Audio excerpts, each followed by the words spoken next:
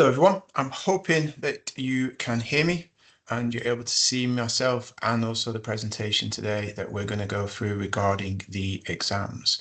So in this assembly, I want to talk to you about the arrangements that we were going to be putting in place for the summer exams for yourselves. And we're going to talk about the exam timetable. We're going to go through the arrangements that we need to have in place. And we're also going to talk about how you can prepare to do your best during the exam. So you should get today a copy of your exam timetable. And as you can see, this will contain all the subjects that you are taking in the summer. So the first thing you need to do is to check that that is correct. Check that all the subjects you are taking are listed. Also check if the tier of entry is correct. So for example, in French, in science, in maths, we have higher and foundation papers. So make sure you are taking the correct one. If you notice any issues with that, so for example, if you've got a foundation paper and you're doing higher, or you've got an exam that you feel should be on there that isn't listed, first of all, talk to your teacher for that subject, and then we'll be able to help and fix that and get that resolved for you. The timetable, my suggestions are you take it home, you pin it to your fridge so that everybody can see it. You share it with your family so they know the dates of the exams. It's really important because those exams have to happen on that date. The dates cannot be changed. And also on there, you can see there are some start times. So when we have a start time, you need to be there 10 minutes before that particular time shown. So make sure you're in the right place at the right time on the right day. In terms of things to do now to get yourself ready for the exams, so we've already mentioned first step is to check that all your subjects are listed, all the tiers are correct, and you know the dates. Then share the information with families and carers so that we know that we're working together to support you. And remember that all morning exams are going to start at 9, so you need to be there at 8:50, and the afternoon exams will start either at 1 o'clock or 1:25. Most will be 1:25, but if there's any early ones, you need to check the little notice board outside Miss Gilbert's office where the exam times are published each day. You also need to make sure you have the right equipment for your exams. So black pens are an absolute must, and I suggest and recommend you get more than one, just in case one breaks. Make sure you've got your calculator so you're familiar with using it for those exams in maths and science. And also make sure your pencil case that you're bringing in is a clear pencil case. What we're going to do, we have decided that we're going to buy all year 11 students an exam ready pencil case. So that will have highlighters in, black pens, the mathematical equipment, with the exception of a calculator. And if any of the students wants one of those, they can be ordered via Parent Pay. So students in years 9 and 10, you can get one of those via Parent Pay, and then it's ready for you to take into the exams. On the day of an exam, it's really important that these little points are respected. So uniform must be worn for all exams. We've already mentioned that the notice board outside Miss Gilbert's office has the exam schedule. It'll also show you seating plans so you can see where you're going to be sat, locations. So sometimes the exams take place in different rooms. Start times we've mentioned. We meet either in the dining room or the gym 10 minutes before the exam is due to start. So for a 9 o'clock exam, we want you to be there at 8:50, and we'll meet and we'll go through our normal pre-exam briefing, and then we'll start getting students into the exam. It's worth remembering as well, one of the things we've been talking to people about is making sure that we do not have any writing on our skin. So before you come to the pre-exam briefing, make sure you've got your hands are clear, your arms, legs are clear of any writing, because we have to make sure that is the case before your exam starts. So other things to think about for the exam, leave bags, belongings in your locker. Okay, and that's going to include mobile devices. We're going to talk a little bit more about those in a moment. And just bring with you anything you need in order to do the exam. So pencil cases, obviously. If you want to bring water with you, you can, but the water must be in a see-through bottle, as you can see on the screen here, not one of those solid bottles that are opaque and you cannot see through. Okay, and Around the school during the exam time, you will see lots of signs up saying exam in progress, do not pass. It's really important that we respect those signs. We shouldn't enter an exam room where an exam has started. And if we do need to walk past a space where exams are taking place, we do so quietly and in silence so we do not disturb the students that are working in there. Right, electronic devices. So I said I'd come back to this. This is a very, very important one. So you're aware that the school policy requires all devices to be left in your bag and turned off.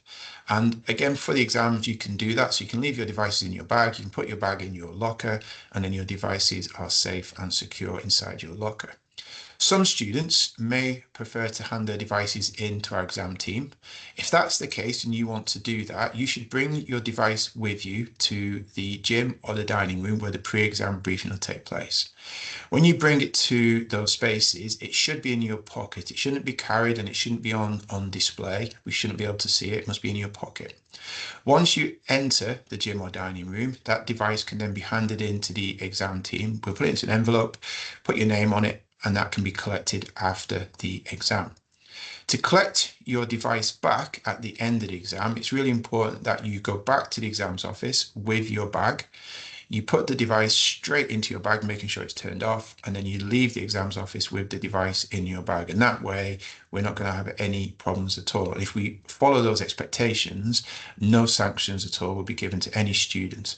What is absolutely crucial, and we have had students that have got themselves into this situation, is that devices, any kind of electronic device, so this is headphones, phones, obviously, smart watches, regular watches, they are ones that just tell the time. You cannot have them on your person in an exam. And if they are on your person, this is then considered malpractice.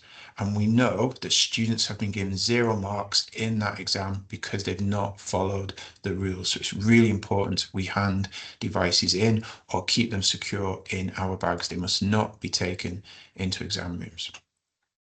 Okay, on the arrangements around the exams. So in the exam hall, as always, that first 30 minutes and the final 15 minutes, we're saying that visits to toilets are not permitted unless there's a medical condition. And that's just so that we can get the room nice and calm at those key points, get everyone settled, and we do not disturb people. We've got electronic devices again because it's really important we respect that they cannot be taken into any of the exam locations. In terms of conditions, as soon as you enter the hall, you are then under exam regulations, and that means there's no form of communication, no talking to each other in any way, shape, or form. And obviously, you sit down at your desk, you complete the top of your paper. We're going to go through the instructions together so that you will then be ready to complete your exam. In the exam, if you do need any help, you put your hand up and one of our invigilator team will come to your desk. So you don't get out of your seat, they'll come to you and they will then see what it is they can help you with. If during the exam you've got any concerns about a student's behaviour, then all you need to do again is put your hand up and mention that to the invigilator. It's very important that we mention that at the time so that we can address the issue in the right way. Calculators sometimes have cases. They cannot be taken into the hall. So again, leave those in your bags. If you do bring it in, we remind students they need to be on the floor before the exam starts. And that way, again, we're following the rules that are given to us by JCQ. And as always, we need to make sure we have got a black pen. Okay, the exam ends, and sometimes you might have more than one exam in the hall, and therefore the exams will finish at different times.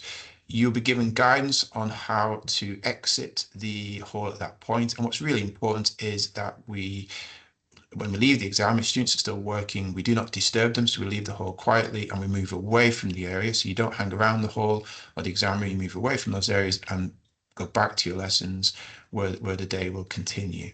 If you do finish an exam early, then the advice we give is always to check through the paper, make sure you've answered everything you can and haven't made any obvious mistakes so that you know you have done the best you can in your exam. Okay, other things to be aware of. If on the day of an exam you feel there's a problem, it might be that your bus hasn't arrived or you're running a little bit late. It's really important you contact Mrs. Gilbert, who is our exams officer, and she will be able to help and guide you with that and support you. If there's a situation where you are ill on the day, again, you need to make sure you contact Mrs. Gilbert, and she'll be able to help and guide you so that we can work to support you to deal with that as well. We're also going to be sharing with students some revision schedules that sit around the exams. So for example, you might have an English exam, and just for the English exam, we will do some revision so that we're really getting the last bits of information and supporting you to make a great start in those exams. So preparation, how do you get ready to do the best you can? Advice that we give to students every year, and it works, is make a revision schedule. So have a plan and then hold yourself to it, stick to it. Sometimes it's good to stick it on the fridge so other people can see what you are doing. Have little goals, set yourself a little target that you can achieve, and that way you start to feel good about it and you build the right kind of habits around that. And often breaking those things into smaller steps can make it more manageable. Because sometimes our goals can be quite big and daunting, so little steps are crucial. As well as doing revision and looking and getting ready for those, you need to eat and sleep well. So you need to be in good health. Sometimes it's good when you're revising to check your progress. You can see how far you've come. You can see how much you've done. You can see how much time and work you've put in. And that's a great way as well to boost your confidence. As the weather gets nicer, we're starting to get a bit of sunshine, so it's nice to spend some time outdoors and do some physical exercise and make sure you use the time that way. Connect with people, don't spend time on social media, really important to talk to people. And if you do need any help, form tutors or heads of house are the first points of call. So in terms of the exam side of things, being confident is crucial, and confidence comes from hard work. And we know that hard work equals success. The harder you work, the more success you are going to experience. So what does effective revision look like? I know that many teachers are sharing these strategies with you. And hopefully a lot of these words here you have come across and seen. I'm going to run through a quick couple of examples if we can get through them in the time that we've got remaining. So in terms of preparation, what you need to do is revisit your learning. So you keep going over your learning, repeating it, and repetition. People have heard me say repetition is the key to learning, because when we do our learning, our brains are designed to forget stuff. And if we don't go back to it, we will continue to forget it.